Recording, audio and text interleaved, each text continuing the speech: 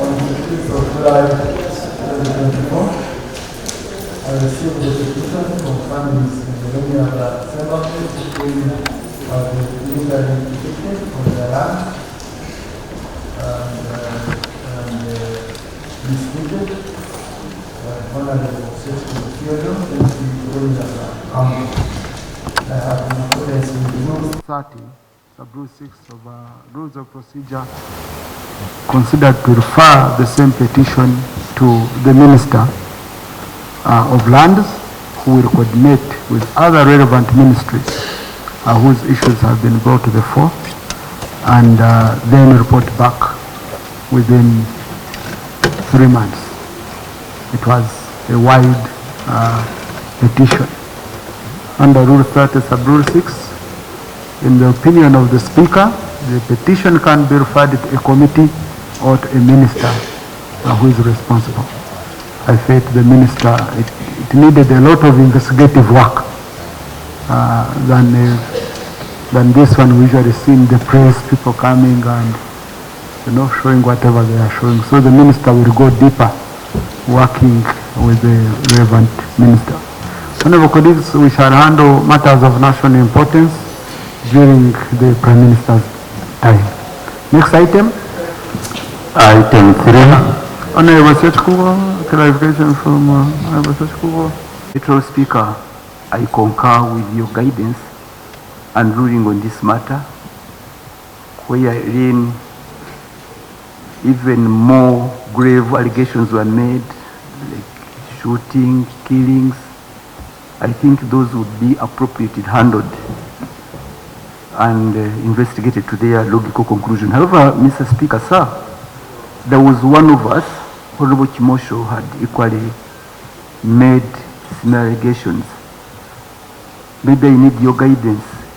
Would he be given opportunity to sustain a petition on its own, or he would be referred, as you may guide, to any authority or institution? Because he made attacks against my name here on the floor of Parliament, and he's a member of Parliament.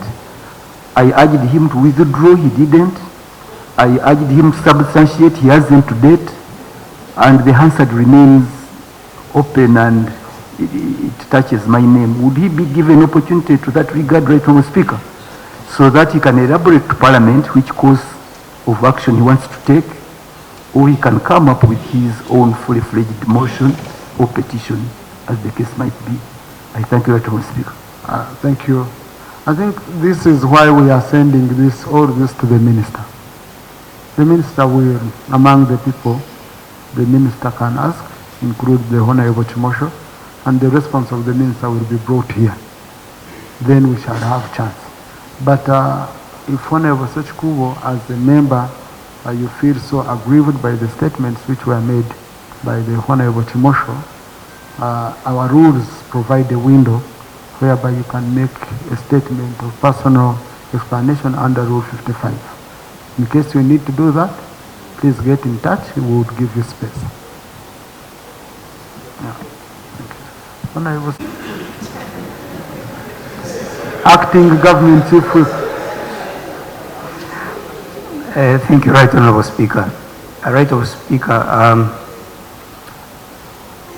regarding the guidance you've given in the Honourable Ssekikubo case, and then the fact that he has raised the other allegations of shootings and killings, would it not be a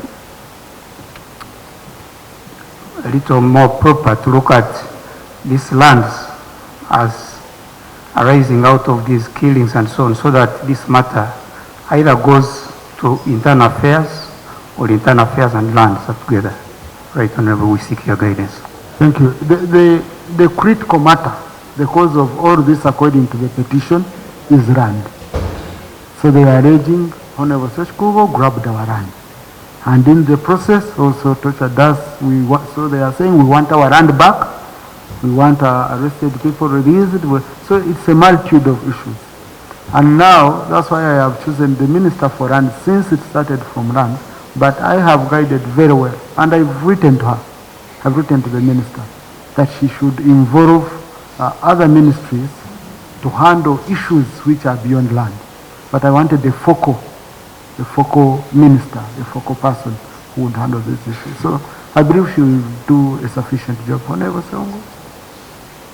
I want to thank you. I request you. Mr. For the Minister for Local Government was introduced also as acting Chief Whip. Mr. Speaker, I also refer to one of my issues I raised with you recently when you were assigned by the Minister of Education. Yet in a hierarchy, you are higher than ministers. We seem, Mr. Speaker, to have a problem, and we need to be reassured that the government is still functioning as a government. The minister, the president of Gabon has been in the country. This country has a hierarchy of the president, vice president, prime minister, the side of the executive. But the president of Gabon is made to trek a whole journey to Gulu to go and meet President Yoweri Museveni's younger brother, Salim Saleh. A whole president of a country. And what they were discussing are issues of government, that on agriculture you go to my younger brother. Can we be told what position does Saleh hold? Is he the number 2 in the country? Is he number 3? Is he number 4? That you get a whole visiting head of state. You remember we nearly had problems here when Garanga crashed in a helicopter.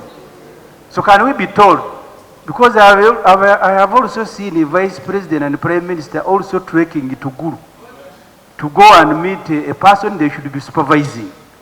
So can we be told what position does General Saleh hold, such that visiting heads of state, if they don't see his elder brother, they go to see him. Such that if a vice president and prime minister, when they are appointed, they go to visit him and not. So can we be told? Because that time, Mr. Speaker, I told you I fear by you may end up one day. Thank you. Thank you. As a matter of fact, that I'm using my privilege as a member of parliament.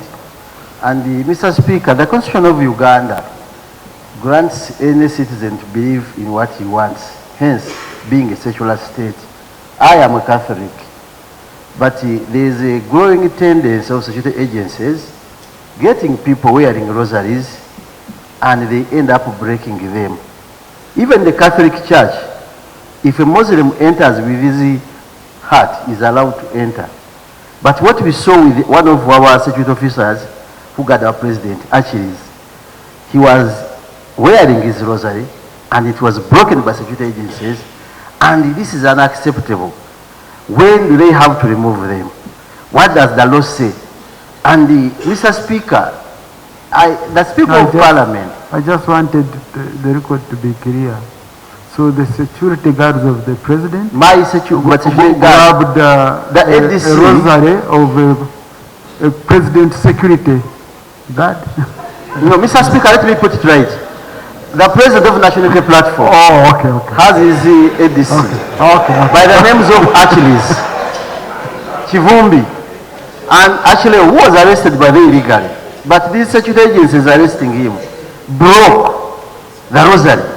And I've been waiting for an apology from either the ministry or police. Nothing is happening. But as a Catholic, I pay a lot of respect to the rosary. And you want to know, if someone is arrested or any other person, whether Muslim, should they remove his heart, Muslim Talamusi, the heart, or rosary? We want to know why. Because this is a secular state which allows us to believe in God. Even in Ruzira, prisoners have mass. They get priests, they get reverends to pray for them. So could we know if you are arresting me now in my rosary here, Mr. Speaker? One of them, I got them from the Right Honorable Speaker, from Italy. Do you have to break my rosary? What has the rosary done to you? As a NAM officer, security officer, and fortunately, the chief whip is a Catholic as well. But he does matter. Yeah. So, Mr. Speaker, we want to know under which legal regime do you tamper with the Catholic ornaments? Thank you.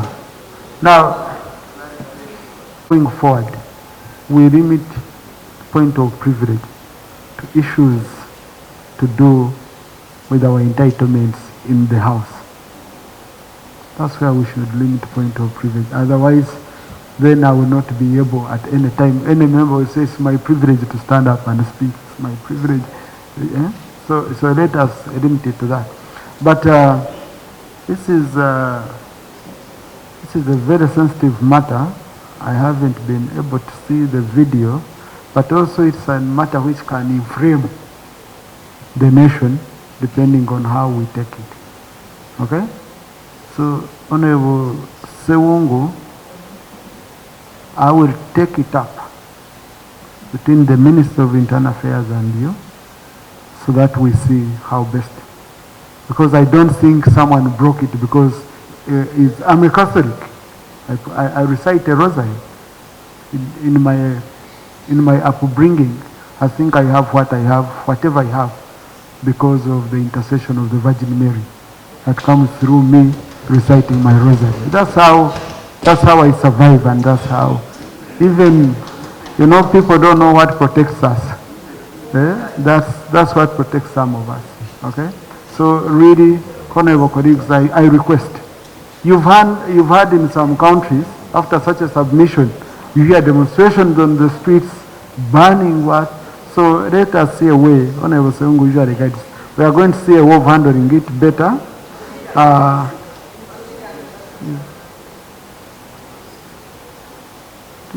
Please, Honorable colleagues, when I'm requesting on some matters, yeah, some of them please understand me. I know where this can go, and unnecessary, yet I don't think anyone can be sent to go and grab a rosary and break it. That's why I have said I'm going to arrange, the Honorable Sewungu, I will arrange Minister for Internal Affairs, we meet, plus the chaplain with the Catholics and chairperson of the Catholic chaplaincy, and we discuss this matter. Most obliged, Mr. Speaker. Thank you.